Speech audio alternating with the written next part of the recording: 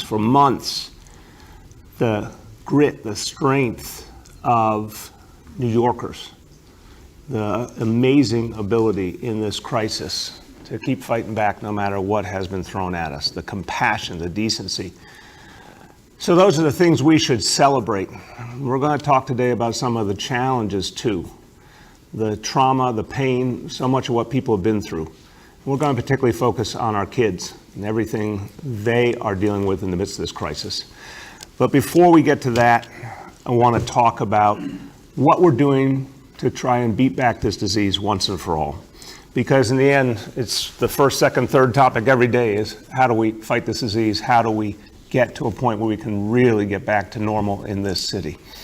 And I want to be really clear about the fact that the work that's being done now to ensure that people who travel to this city really understand the laws of this state, this city, really understand they have to quarantine. And this is true of someone coming in from outside New York City. It's true of a New Yorker who goes to visit family or for any other reason travels to one of the states that's really having a tough time with COVID-19. Whatever reason, whoever the person is, if you travel to one of those states or come from one of those states, you come here, you really have to quarantine. It's the law. It's for everyone's safety. One of the great efforts to make sure everyone understands this and to enforce this has been done by our sheriff's office. And I was out yesterday in Staten Island by the Bayonne Bridge with Sheriff Joe Facito and his team. They're doing an amazing job getting the message out and making sure people know we have to take it seriously. So we have 31 states still where the COVID-19 infection level is still too high. So anyone coming from those states has to fill out that traveler health form, has to quarantine. Now, we have been able to keep the infection level low here, but we are watching very carefully and with great concern the number of travelers start to increase.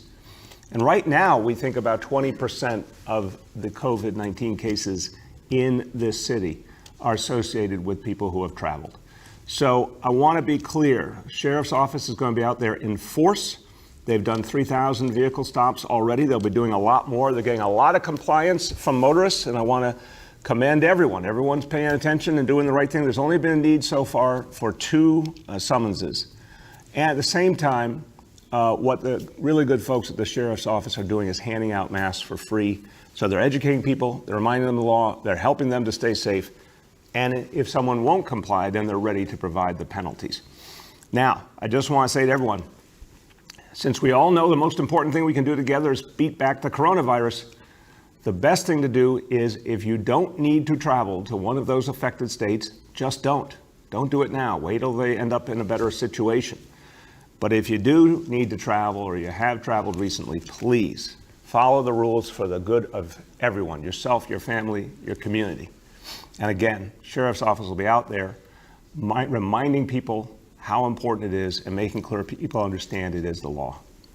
Now, let me go back to our kids and the challenges they face, and not just the kids, the entire community, and that means parents, that means as kids go back to school, educators, school staff, everyone's feeling the pain and the challenges of the last 6 months.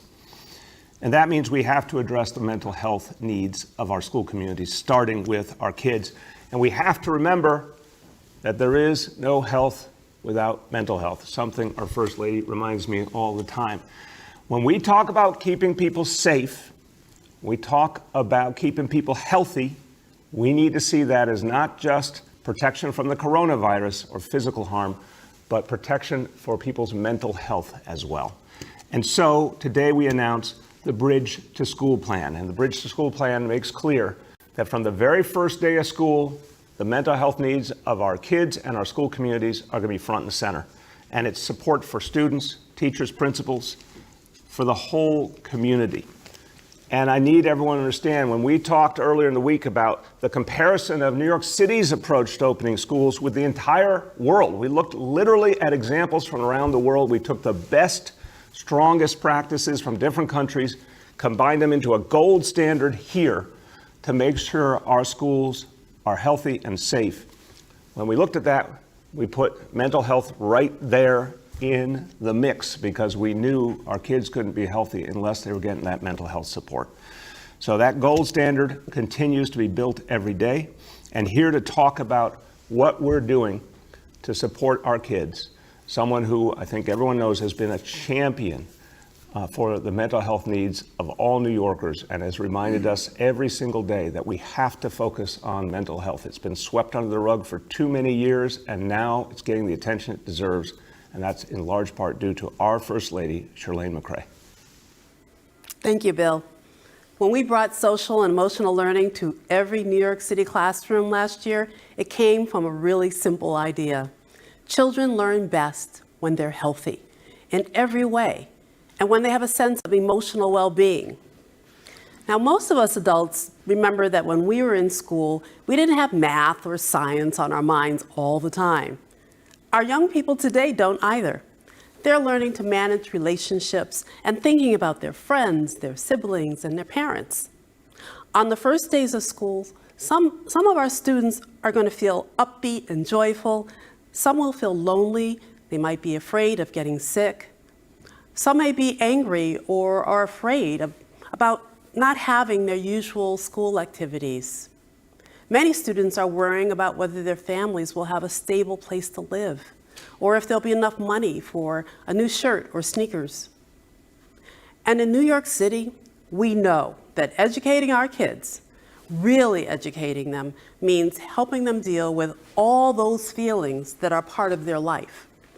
It means helping them process their emotions positively, constructively. It means helping them build relationships and resolve conflict. It means helping them grow into healthy, happy adults. Social and emotional learning means creating a curriculum where learning those skills is just as important as learning how to read or learning how to do math. As simple as it sounds, that is a radical idea. By bringing social emotional learning programs into every classroom, last year, we created the most comprehensive program in the nation. We saw, even in less than a year, the amazing difference that it made to teach those skills, how children were more engaged in learning, how they improved the classroom environment, and how it improved the academic performance of the children. And now, after what our children have been through during these last 6 months, social and emotional learning is more important than ever. Most of our youngest and middle schoolers have been isolated from their friends and have gone without the usual school activities. Our high schoolers are witnessing our country have a long overdue reckoning with racial injustice. Many are participating in it themselves, challenging our country to be better. And sadly, many of our young people are in pain, grieving the loss of parents and loved ones to this virus. So on the first day of school, our students will be carrying more than the usual weight of their backpacks. They'll be carrying the weight of myriad emotions experienced over the last 6 months. Can our educators ignore those feelings and just pull out a textbook? No, it's not enough. It's just not enough. That's why today we're releasing the Bridge to School plan to support students, educators, and parents all across the city. It expands on the groundbreaking work we've already done, and I thank Chancellor Carranza and the entire DOE team for leading the way. Bridge to School offers guided language activities and community building exercises to support our students' mental health, especially in those first days of school, when it's critical to help our children process what they've been through. As we've seen over and over again in this crisis, we are all in this together, and never is that more true than when it comes to supporting our children. And that's why, as we get ready for a new school year, even in the face of so many challenges, I feel hope. We have the best school leadership, the best educators, the best staff, and the best parents in the nation. And together, we're going to make this a successful school year for our children.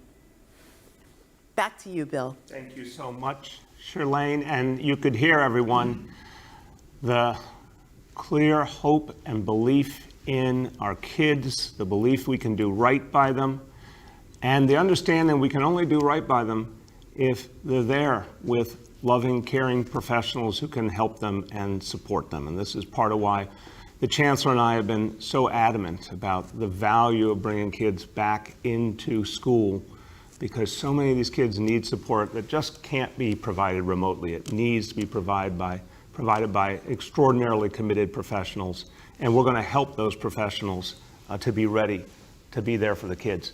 Now, Chancellor Carranza has done an extraordinary job getting ready in every sense, and he knows the power of addressing kids' emotional needs and thinking about the mental health piece as well. And he's also reached out to a lot of partners, a lot of folks who want to help make this work, including the Robin Hood Foundation and other great partners. And here to tell you about the support we're getting for this initiative, our Chancellor, Richard Carranza. Thank you, Mr. Mayor. As a lifelong educator, I know that students are much more likely to learn and feel safe and rebound from tough blows when they feel connected to their teachers and their peers.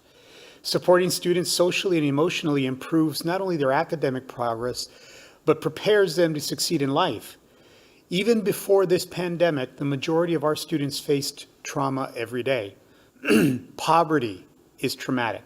Homelessness is traumatic. Fear of deportation is traumatic. Yet schools can do so much to help students learn how to manage their stress and find refuge from their pain and anxiety. We've demonstrated this in New York City, as our First Lady and our Mayor have spoken about. Now, after the added trauma and upheaval of this pandemic, when safety required that we abruptly close our buildings and limit our in-person interactions through social distancing, rebuilding those personal connections and honoring our students' lived experience is more important than ever before. That's one of the biggest reasons why we're going to such lengths to welcome students back into our schools this fall, physically and virtually, while strengthening our social and emotional supports to student learning. Our students are the heartbeat of our schools, and we have worked so hard to build and strengthen social and emotional supports in New York City schools for the entire time I've served as Chancellor and throughout this administration as well. That includes the historic efforts that the Mayor and First Lady and I announced just over a year ago to provide all elementary school students with rich education in social-emotional learning, and every middle and high schooler with restorative practices aimed at strengthening community, building character, and creating the conditions to heal. So today we're pleased to announce new ways that we will be providing these vital supports to our students and our staff, tailored to address the disruptions that we have confronted in the recent months. Foremost among these initiatives is curriculum that we are calling the Bridge to School Plan, that will provide all schools with social-emotional learning lessons and activities designed for the first few weeks of school. As students re-enter their school communities, re-entering buildings in many cases that they abruptly left in March, or navigating a brand new building, these materials and lessons will help students build coping skills and process grief and reconnect, and allow students to orient themselves to learning online or in classrooms during the first few weeks. In addition, with the generous support of the Robin Hood Foundation, the Gray Foundation, and the Tiger Foundation, and with the incredible support of the Fund for Public Schools, we have been expanding access and training in trauma-responsive educational practices. Every New York City principal started this training this summer, and we are going to expand to offer it to all school staff as the school year begins.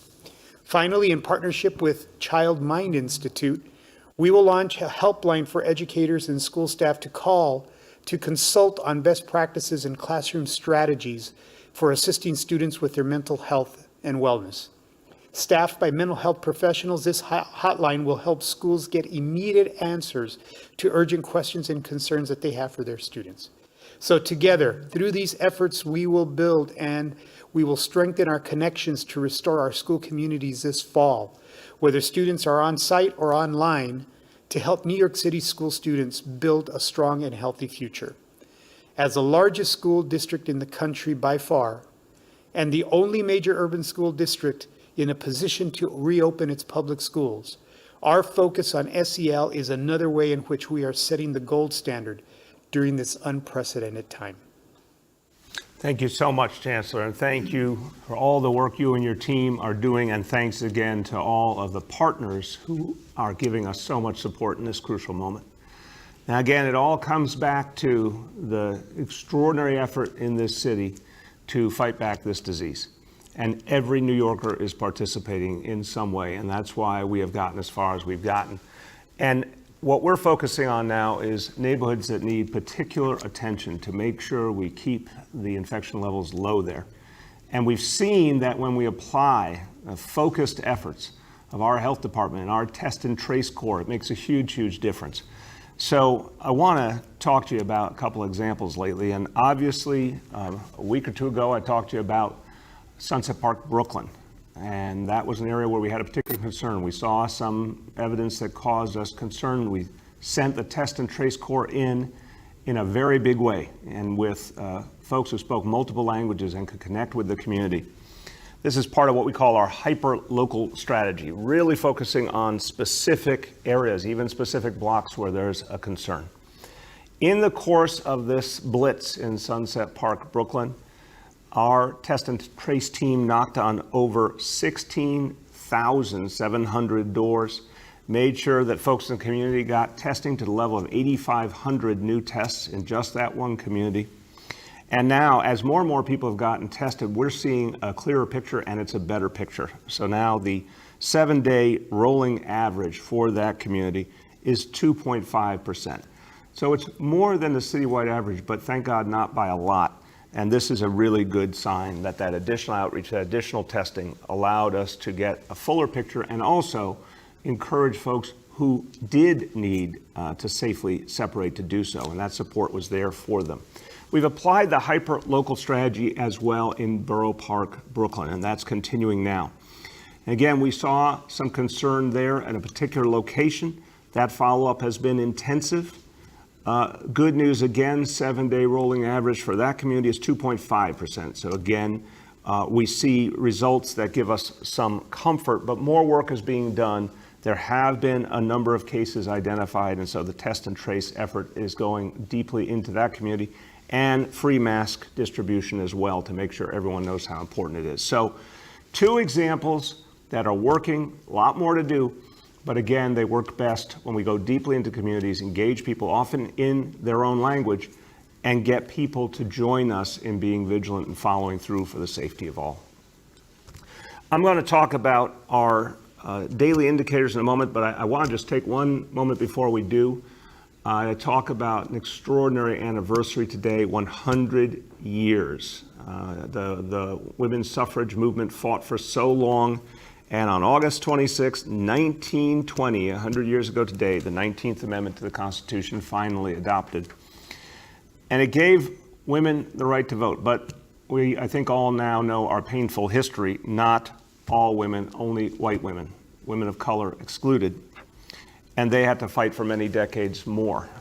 To give you a sense of how recent this was, my mom was actually born before this amendment was passed. Charlene's mom was born after the amendment was passed, but it was many decades before her rights were fully recognized. So I want people to realize this struggle is very, very much in our recent past, and we need to keep learning the lessons and fight for truer equality in this city, in this country. And a small step and an important step forward today, the unveiling of the statue you see on your screen.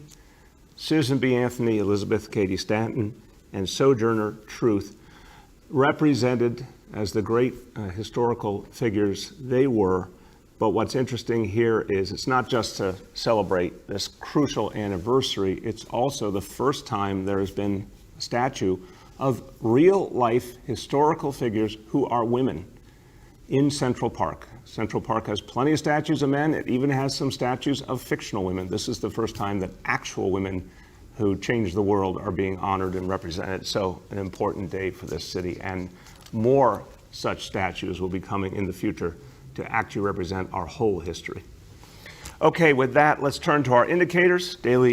Number 1, daily number of people admitted to hospitals for suspected COVID-19, threshold 200 patients. Today, 71.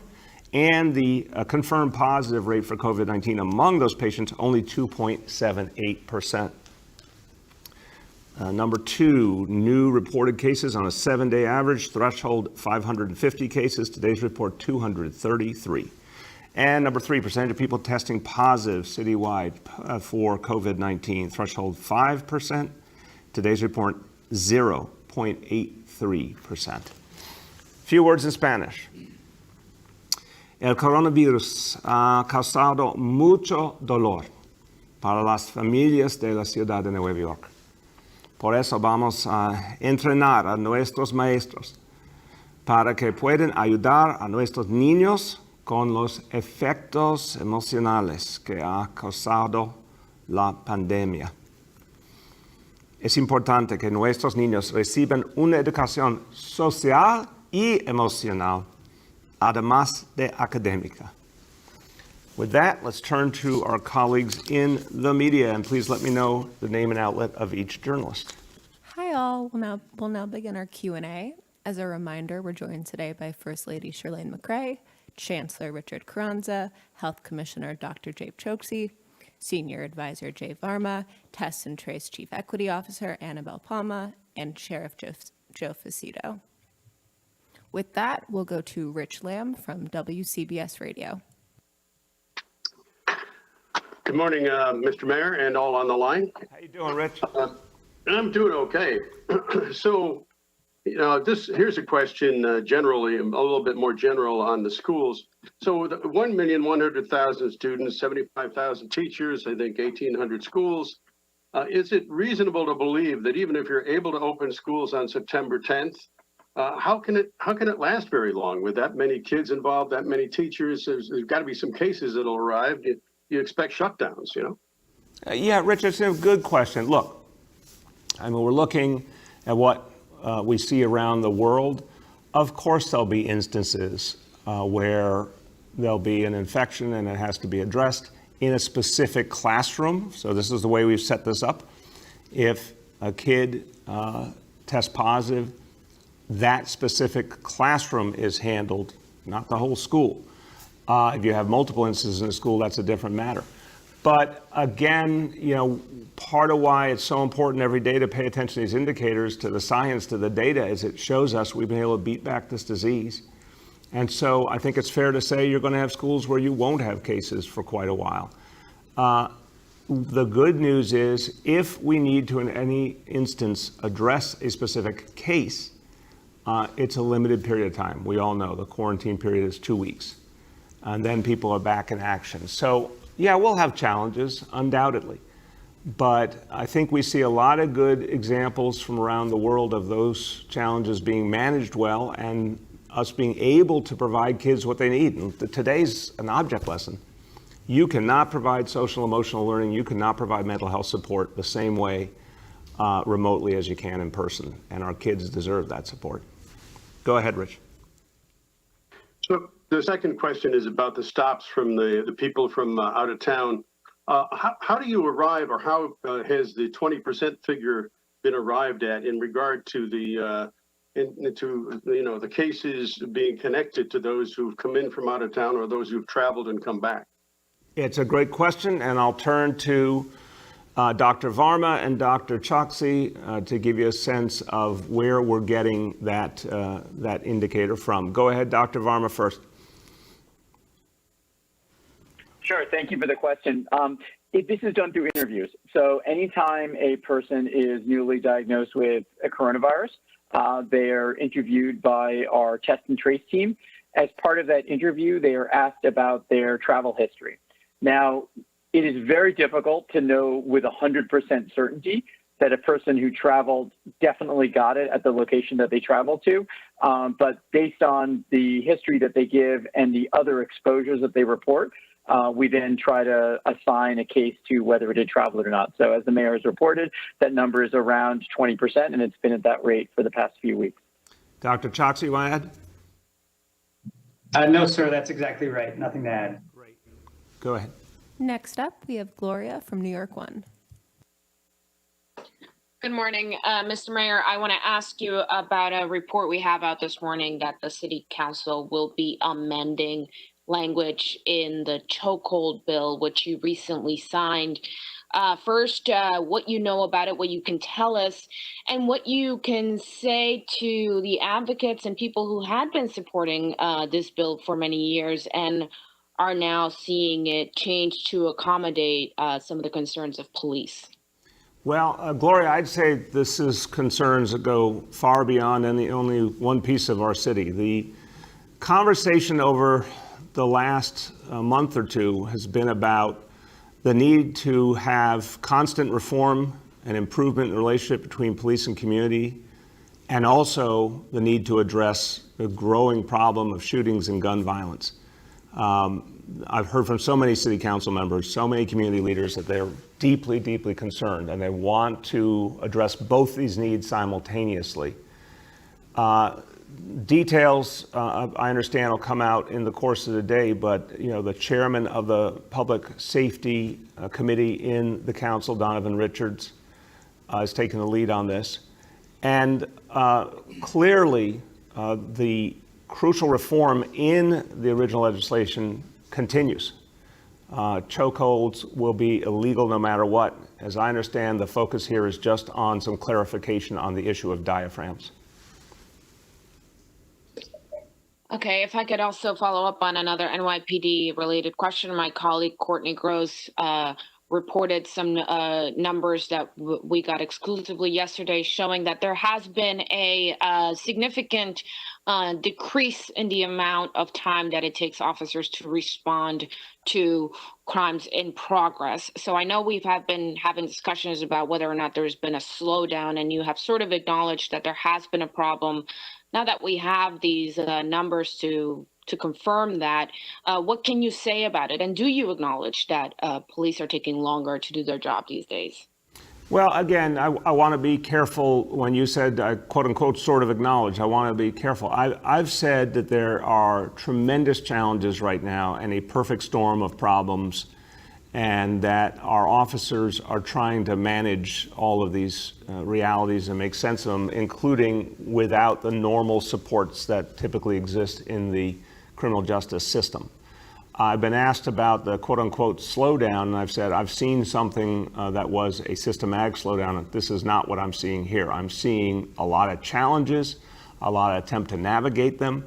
I'm seeing confusion that needs to be addressed, so our officers have a clearer sense of how to go about certain things. But I believe at the same time you're seeing the pendulum swing back, because I've talked about last week, we have a very clear increase in the number of gun arrests. It's getting close to the level that it was exactly at the same time last year. I think you see throughout the city more and more engagement between police and community in common cause, like those Occupy the Corners efforts and other efforts to get the community front and center working with police. So I believe all those pieces are starting to add up, and that's how we're going to move forward. Next up, we have Juliet from 1010 Wins. Oh, hi. Good morning, Mr. Mayor, and all on the call. How are you? Good, Juliet. How you doing? I'm okay. My question involves upcoming Labor Day weekend. There won't be a West Indian Day parade per se, but what is happening with the Juvet celebration, and what are the plans to protect the public during those celebrations? It's an important question. I know that, as per usual, NYPD has been working with community leaders, and that's been one of the powerful realities in recent years, Juliet, that there has been such clear, coordinated planning between community leaders and elected officials, clergy, and NYPD, all working together to keep those celebrations safe. Now, this year is entirely different. You won't have the big organized events that are the core of all that. Everyone, I think, understands that the danger of gatherings, but we still have to do important work to make sure people are safe in every sense. So we'll get you an update on the specific planning, but again, what has worked in recent years will, I think, work in a very different situation here. It is that close coordination with the community. Okay, so then the assumption is there will be some kind of plan, and how will this work on the street? Because in past years, there were corridors set up with barricades and lights. And given social distancing issues, will that be happening like that? Well, again, Juliet, remember that not only the parade, one of the biggest events all year in New York City, but you had the Juve celebrations had specific organized events within them. None of that is happening, obviously. So it's a very, very different reality in terms of what normally draws people from all over the tri-state area and, specific events that people come for. You're not going to see that this year. You will, of course, see people, considering it's a very, very important point in the year for folks from the Caribbean, you'll see some celebrations, I'm sure, but we have to make sure they're done safely.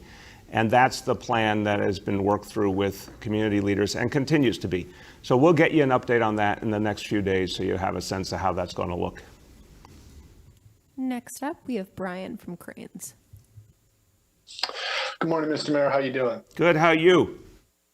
Can't complain. Can't complain. My question's about 729 7th Avenue. That was a tragic event with the building facade falling on Ms. Tishman. And I wanted to ask, your Department of Buildings did a sweep of 1,300 buildings around the city following that accident. They found 222 violations. We've asked for the information of which buildings these are. We'd like to know, what are they? Are they a threat to the public? How can we safely walk around New York without knowing what these 222 buildings are identified as? And will you make this list public? Thank you for the question. It's a good question. I've got to get an update from Department of Buildings. I know they put a lot of work in to address, they have for a long time, but particularly after this horrible tragedy, they went and doubled down on their efforts on facades. I've got to get an update for you about where that stands. I don't know the legal realities, et cetera, around the release of the specific addresses, but most importantly is making sure the work is done to secure those facades. That's what the central focus will be, but we'll get you an update on that quickly. Okay, thank you. Thank you. Next up, we have Michael from the Daily News. Morning, Mr. Mayor. How you doing? Good, Michael. How are you? I'm good. A couple of questions on the UFT's demand for mandatory COVID tracing. I'm wondering if you could talk about what is the reason behind not requiring this? Is there kind of a logistical or legal consideration? It just kind of seems like a pretty reasonable demand. I know the administration, your administration has said it's kind of come late in the game, but it kind of seemed to make sense. Common sense. I was wondering, what are the reasons behind not doing that? Well, look, Michael, I think the first thing to consider here is we're looking at the practices from around the world. We talked about, trying to set a gold standard of taking health and safety practices from around the world and combining them into one very coordinated plan here for the New York City Public Schools. And I really think at this point we have the strongest plan anywhere. It has not been the guidance around the world or the practice to do mandatory testing. Equally, honestly, it was not something the union was looking for or was comfortable with for quite a while. So we're going to continue in dialogue with them about the best way to keep everyone safe, and we're moving forward. There's no question we're moving forward together. So I think what I would like to emphasize is what we've been talking about for weeks and months now. We now have a very high level of free testing available in New York City. Any New Yorker can get it anytime for free, over 200 locations. And we're going to be really amplifying that in the next days as the time frame becomes particularly pertinent to the opening of school. Where in the lead up to school, we want the maximum number of educators and staff to get tested. We want the maximum number of kids to get tested. And the best way to do that is to keep encouraging it and giving out that message that it's available and free. And then, obviously, Michael, we want people to keep getting tested thereafter. But we think this system is the best way to get it done. Go ahead. My second question has to do with the First Lady's announcement today. First Lady, you said the social and emotional learning has improved things in classrooms, and I was wondering if you could explain for us, how is that quantified? Is that quantifiable? Is there a way you measure that? Could you elaborate on that a bit more? Let me say one thing, pass to the First Lady and then pass to the Chancellor. I just want to give you part of why, I don't know, Michael, if you were there the day we announced this last year, seems like a million years ago. And the educators who were there, and it was not only the Chancellor, it was Michael Mulgrew there and other educational experts, all pointed out that this has been the great ignored area in American education.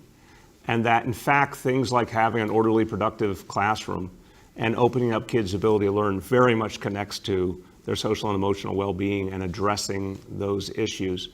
So I believe there's a growing consensus in American education that it really matters. I think some of that is based on research, and some of that, honestly, is based on the common sense recognition by educators. They can tell when kids' emotional realities are being addressed that it's a more productive and more disciplined and positive classroom. But over to you, Shirley. Yes, Bill, you're exactly right. Social emotional learning has been championed by progressive educators all across the country, and it's an evidence-based approach to learning that has been championed by folks at the Yale Child Studies Center and at Harvard. It is actually not very new. It's just that we've taken a long time in this country to integrate it within our curriculum. I can tell you that educators are, for the most part, have been very excited about having the tools and the training to actually put into practice what they know intrinsically, that we have to make sure that our children have a sense of well-being before they can actually learn. Otherwise, they can't focus on reading. They can't focus on math. They can't focus on anything if they're distraught, if they're sad, if they're worried about other things that are happening. So I have anecdotal information. I'm sure the Chancellor can give you some more, a better sense of what he has seen in the schools. But this is not new. It is evidence-based, and we would not have put it into practice if we didn't have a strong sense, a good sense that this was the best thing for our children. The Chancellor will speak, and Chancellor, I know you're passionate on this topic. I'll give you a 1-hour time limit on your answer, okay? That's, Okay. Hi, Michael. So prior to March, the indicators you wanted some, what does the data look like? I think the First Lady and the Mayor have been very articulate about the broader philosophical but pedagogical reasons why this is so important for our young scholars. But we were seeing record number reductions in suspensions, record number increases in attendance. We were seeing many more children that were taking advantage of social emotional supports at their schools, including being able to speak about what their emotions were. You know, the mood meters. The First Lady and I have both visited classrooms where children are able to describe in very concrete terms how they're feeling today. And that's important because all of these things work together in addition to some of the policy changes that we made in terms of restorative practices and not criminalizing student behavior in school. All of those things work together to create an environment that is not only uplifting, but is supportive. This is even more critical at this point because if you think about what happened in March, children left their school in March and have not seen their friends, have not seen their teachers. In some cases, probably still have some of their materials, their backpacks or a book or something at the school. Think about students in the transitional grades that finished in March in one school and are starting at a different school this school year. That's traumatic for children. So the ability to be able to not only talk about that, but to be able to work through those emotions and have principals and teachers that are trained in being able to facilitate those conversations is just critically important for students to make this kind of transition.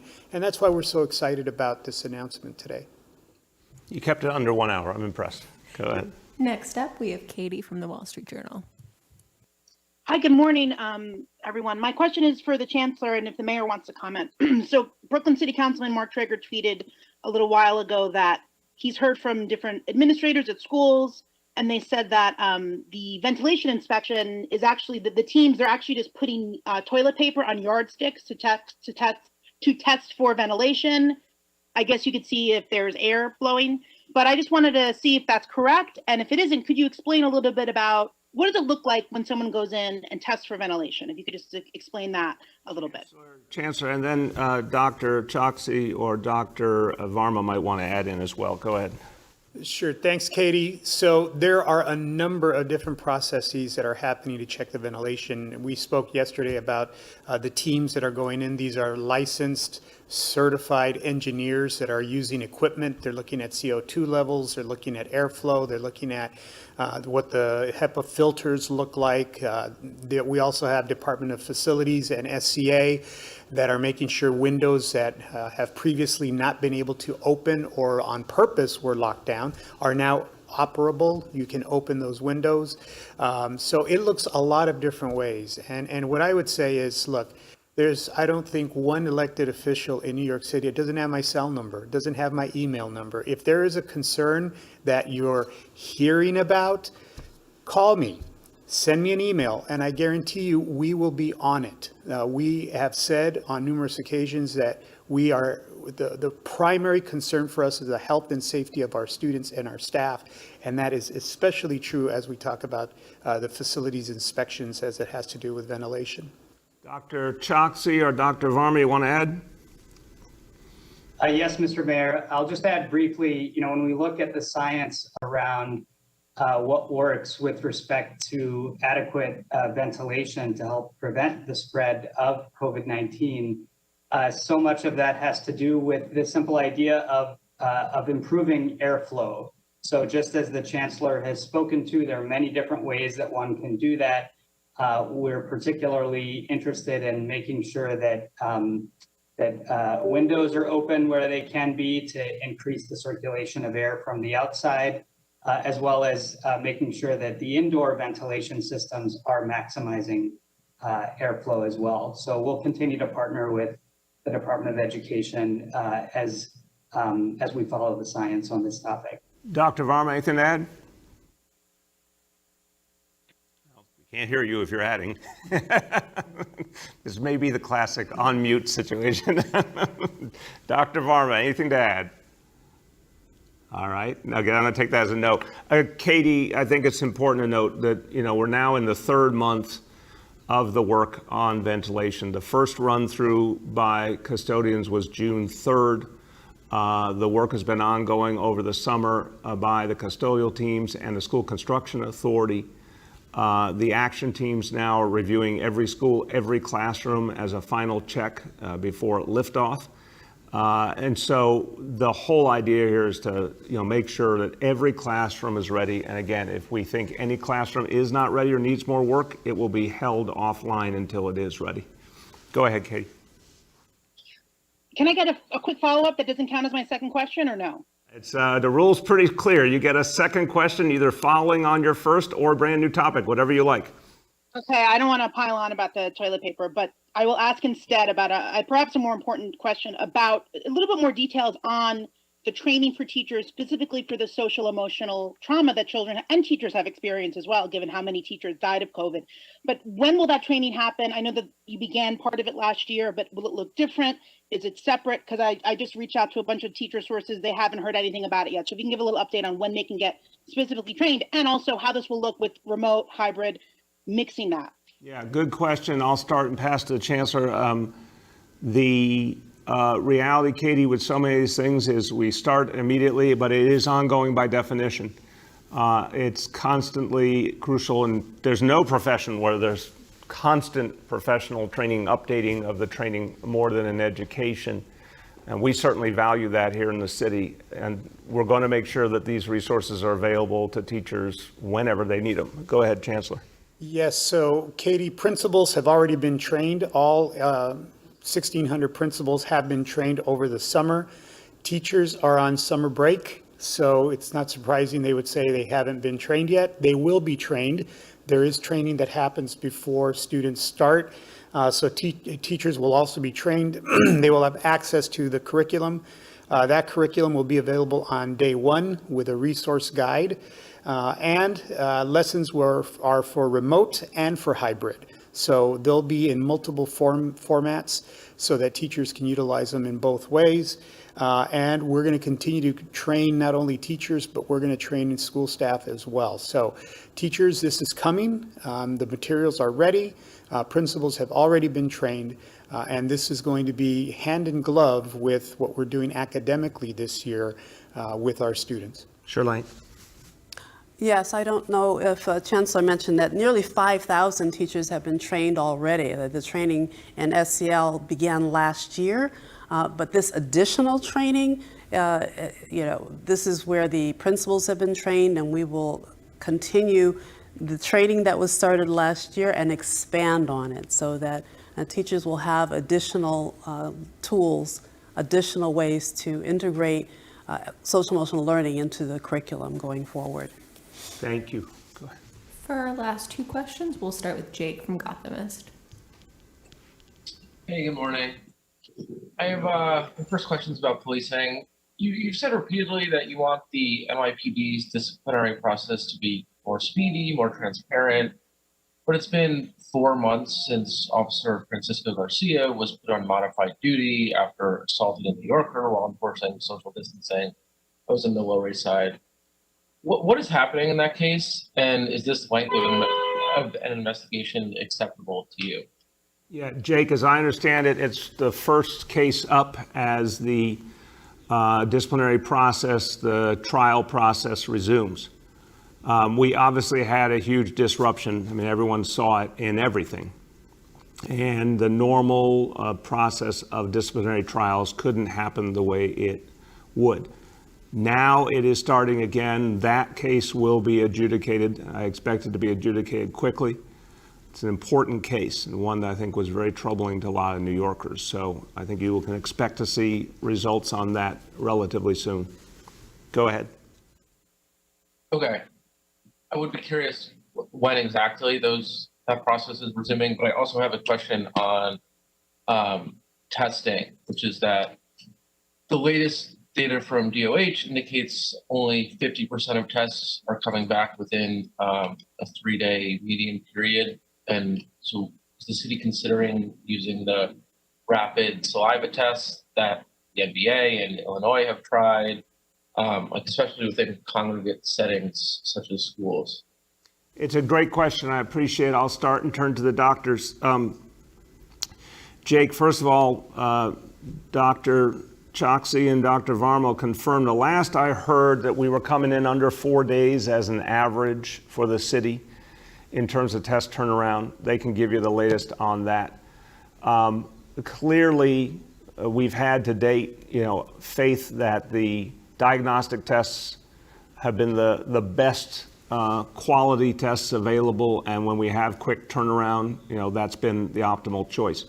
We are hopeful that faster tests could be reliable, and that's really been the question. Could we depend on them and believe in their results? So that picture is improving for sure, and that could make it part of the strategy more and more going forward. So Dr. Choksi, Dr. Varma, why don't you give an update? Yes, sir. I'll start. So the median test turnaround times most recently have been around 3 to 4 days. What I'll say about that is just to echo that it is something that is a focus with respect to ensuring that those turnaround times continue to improve, because that's very important for controlling the spread of the coronavirus. As part of that, again, as the mayor mentioned briefly, we are looking at every single option available with respect to testing innovations. It's very important that we ensure when we do that, that we use rigorous standards of review to ensure that, that the tests that are used while getting us faster results, faster turnaround times, also adhere to, to quality standards with respect to the performance characteristics of the test. So all to say, we want to continue our expanded testing approach, continue working on addressing turnaround times, and looking very closely at a series of testing innovations, including saliva and other ways to bring innovations to bear. Dr. Varma? Are we having technical difficulties there? I guess that's a yes. All right, we heard him earlier. We can't hear him now. Let's fix that for tomorrow. Okay, go ahead. For our last question, we'll go to Ravane from Hamodia. Good morning, Mr. Mayor. We've been hearing for a long time now how much New York needs a bailout. You've also been a frequent critic of President Trump on other issues. This president is considered to be someone who takes revenge on critics and really falls for flattery. I'm wondering if maybe now would be time for a more conciliatory approach toward the president. You are a diplomat, sir. I think the fact is, I've said it before, I truly believe it. This is not about whether you're nice to the guy or not, or say nice things. You're right, he does love his flattery, but this is not about that. The entire stimulus reality fell apart, which is just shocking. Think about it. The entire country needed help on so many levels. And the president never used his power to move a stimulus, nor did, of course, Mitch McConnell. They chose not to. It was a very, very conscious choice. It didn't have anything to do with whether I was nice to them or not. They, for the entire country, chose not to provide a stimulus, which I'm shocked by. I don't understand it on any level. So no, this is, don't get caught up in the hype that it's about flattery. For some reason, they have strategically decided they don't want to do a stimulus. Go ahead. Again, the rising crime figures. You've repeatedly mentioned that it's about dislocations due to the coronavirus and the court closures. Of course, the coronavirus pandemic is not really in your control, but I would like to ask if you can point to specific things that you've done to stem the rising tide of crime. Thank you. Yeah, sure. Thank you for the question. I mean, across the whole spectrum, I think, first of all, one of the most crucial ways to address the crime situation has been to keep fighting back the disease. We have a perfect storm. It is a absolutely verifiable fact. We have never had a pandemic, an economic crisis, a budget crisis, a social justice crisis, all wrapped into one, all in the space of a few months. And when you see so much dislocation in the normal operating of things, like the fact that the criminal justice system is nowhere near full speed, you've got folks with no jobs, you've got kids out of school, it's all come together. So that says very clearly the number one thing to do is fight back the disease and bring back more normalcy. Get the disease low so you can open businesses, get people back their jobs, get kids back to school, recreate what we had before, make it healthier so the court system can function better. All of the above. And then on top of that, heal the relationship between police and community in every way we can. Get police and community working more closely together. And you've seen that in recent months. I've been out in communities all over the city, Harlem, East Harlem, Bed-Stuy, many others where people are doing this work together now. And then the pinpointed application of putting officers where they're needed most, moving officers off of desk jobs and other specialized jobs into communities. That is clearly having an impact, and the increase in gun arrests as well. So all of that has been my strategy, but we've got to do a lot more to continue to push back crime and get ourselves back to a more normal place. All right, everybody, look, I want to just finish where we began about our children. As a parent, I can tell you this, and Charlene and I went through so many times when you could feel the emotions of your child. And, when your child is going through a lot, parents, family members can feel it, and they want to help, and they want to reassure, and they want to give kids a sense that things are going to be all right. That's now for all of us to do for the children of New York City. It is so important to show them that we can overcome this crisis. It's so important to show them that they will be able to move forward with their lives, that their education is coming back, that the love and support that they get in the school community will be there for them. You know, kids are very, very perceptive, and they can tell when something's wrong. And they can also tell when the adults around them have confidence and hope. And so it's up to all of us to let our kids know that it is going to be all right, that we are going to fight back together, and that we will always be there for them. That's for every New Yorker to do for our next generation. Thank you, everybody.